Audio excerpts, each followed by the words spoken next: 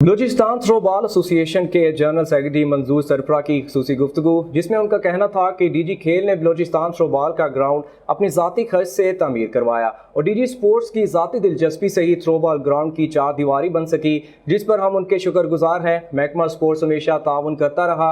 ان کا مزید کیا کہنا تھا، آئیے جانتے ہیں۔ یہ گراؤنڈ جس ٹائم ہم لوگوں کا اسٹارٹ ہوا تھا یا جو ہم لوگوں کو تھرو بال کے لیے الاٹ ہوا تھا، یہ ہمارے وہ جو سابقہ ڈی جی صاحب تھے علی گلکور صاحب، ان کے وقت میں ہوئے۔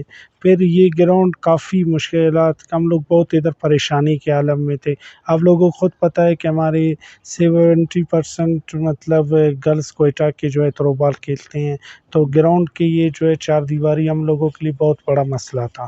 لیکن شکر الحمدللہ دوستوں کی کاوشوں سے اور ڈائریکٹر جنرل درا بلوچ صاحب کی محنت سے اور اس کے یہ جو ہے ثوابدید سے آج ہم لوگ ایک چار دیواری نما گراؤنڈ میں موجود ہیں۔